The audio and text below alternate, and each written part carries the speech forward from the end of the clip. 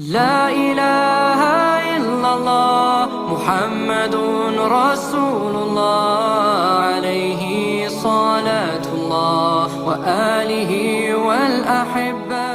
Haram. Artinya apa? Hukum taat kepada umara itu tidak ada hukumnya. Yang penting tidak wajib dulu. Nanti melihat kalau konteksnya maslahat menjadi wajib. Kalau tidak maslahat tapi tidak haram, ya nanti ada urutannya. Kalau agak baik, ya mungkin sunat. Baiknya sedikit, ya agak sunat. Kalau setengah makruh, ya khilaful aula, sesuai urutan-urutan di fikih. Karena itu banyak itu ketentuan-ketentuan di fikih. Lah yang menjadi masalah ini sama dengan tenan. Bagaimana kalau sesuatu itu taruhannya dengan stabilitas? Niki rungokno tenan. Entah itu stabilitas politik, entah stabilitas ekonomi. Kayak kasus Bank Senturi itu kaitannya jenenge apa? Stabilitas. Niku paling ngeri dalam semua tradisi kekhulafaan dulu.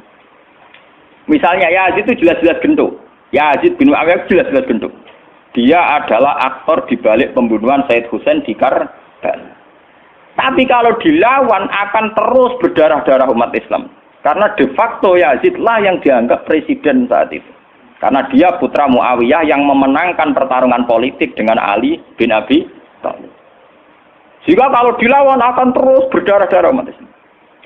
Tapi keputusannya Said Hasan mengakui pemerintahnya Muawiyah, juga pemerintahnya Yazid. Apa mengakui kebatilan? Ya enggak. Hasan hanya ingin bilang bahwa stabilitas umat berdarah-darah harus dihindari. Perang berkepanjangan juga harus dihindari. Sehingga ketika era Said Hasan disebut Amil Istima. Itu paling susah. Dan itu mulai dulu sampai sekarang masalah. Begitu juga stabilitas ekonomi. Semua ulama itu ijma kalau riba itu haram. Lah riba itu apa? Mengambil kadar lebih dari uang pokok. Tapi semua sistem keuangan dunia meskipun itu di negara Islam yang jenenge bank rumus dasar itu suku bunga. Lah makanya kayak sama tak ceritani. Hukumnya bank mulai NU lahir 26 sampai NU wis tuwek saiki 2000 pinten? Tiap muktamar mesti aja ana sing takok. Yo tetep dijawab khilaf. Senengane muni telu ka mulai dhisik yo telu. Suwe tambah papat. Biasane mainstream pertama riba mesti haram. Wis suwe nek riba wis napa? Haram. Lah nek takok, "Lah bang itu termasuk riba apa ndak?" Urung mesti haram. Pokoke munine riba itu haram. Kula critani nggih. Karena kiai-kiai yang meyakini riba haram itu betul. Kalau riba haram itu betul. Tapi kalau yang meyakini bank itu riba itu tidak mesti benar. Bank loh. Karena begini, dulu ekstrim-ekstrimnya kiai tenggene Indonesia termasuk Kiai Rehan Kudus. Termasuk guru-guru saya ekstrim. Ini kemauan sempat fatwa khusus bank negara itu boleh. Masih bilang gitu. Lihat di keputusan-keputusan gitu. Yang masih punya ruang boleh bank apa? Bank negara. Alasannya dalam sistem moneter modern tidak bisa menghindari yang namanya bank. Meskipun rumus bank tentu suku bunga atau melibatkan bunga. Tapi yang boleh itu kadarnya kayak apa? Tentu ad-daruratu muqaddaratun biqadriha. Ada aturan sesuatu yang nggak bisa dihindari. Misalnya kasus deflasi atau mengalami pengurangan nilai tukar. Misalnya begini.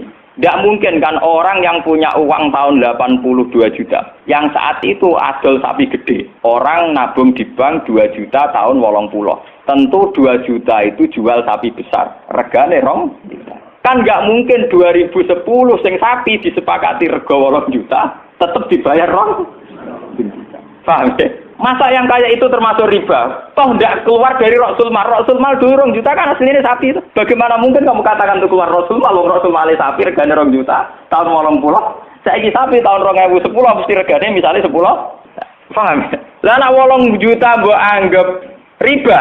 Lho Rasul Mal apa sapi? Sapi nek saiki regane 10 juta. Lha iku sing dadi masalah ulama. Makanya dulu ketika rektor Al-Azhar sing jenenge Muhammad Saltut, kenapa Saltut itu populer di dunia akademik? Mergo dekne tahu kontroversi mengatakan jika riba itu ada juz'un yasirun yang menutup angka penyusutan uang, maka itu belum sampai kategori napa? Cuma sing dadi masalah di Jawa yang kita alami. Krus yang diakui syariat kan hanya krus pakai emas. Sementara krus wong desa pakai sapi, mergo ora duwe emas. Misalnya begini, ini pengalaman saya nggih. Kulo nu sering nangani konflik tangga-tangga masalah ngoten. Misale adike mantu, cara kuno rak diutangi kakake. Mbah Gus pokoke riyen kula utangi pedet. Pas niku payu 400.000. Tahun 80. Saiki tukarane wis ra rukun tahun 2010 ya ini wis aku. Mbah Gus pokoke riyen kula utangi sapi pedet. Lah iya dhisik mau 400.000 saiki tak atur 400.000 dari sing utang oleh dolim. Anak saya kita pitik telu.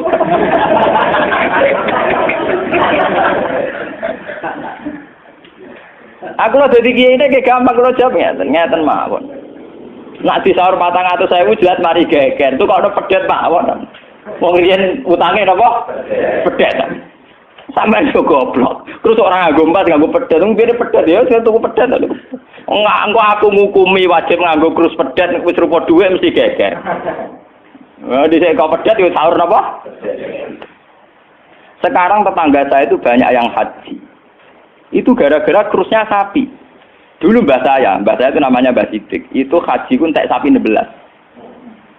Sekarang itu wong-wong darani haji ku murah. Dulu keluarga saya haji kula menangi gek cilik, keluarga kula haji mau bayar 7 juta. Menangi malih haji 14 juta. Pas bapak kula haji 2003 niku 23 napa juta. Tapi wong desa muni darani haji saiki sepakat murah. Mergo nak ngangkrus nganggo sapi. Mergo dhisik sapi entek sapi 16. Saiki 30 juta lah entek sapi 4. Dadi wong desa nak darani haji saiki luwih murah timbang dhisik. Artinya apa? Rupiah yang melonjak itu tidak ada pengaruhnya dalam kursi wong desa. Mergo dhisik 7 juta entek sapi 6, saiki 30 juta entek sapi 4. Bagaimana Anda bisa menvonis riba dalam konteks-konteks serwet ini ekonomi ini? Paham ya? Mesti wong ora paham nak wong fikih ngukumi riba iku sak perampangan. Ya mau mikir maksudnya ora paham. Paham ya? Kulo ki nate dibantah mbek Ki. Lah nak ngoten nak jenenge riba. Sama nak diutang aku malah saiki iso nyaur, mesti riba. Wong diutang, Pak. Wong diutang saiki iso nyaur mesti kudu riba. Ana riba ora iso nyaur. Lah contone piye, Gus? Lah misale sampean diutang aku 10 tik.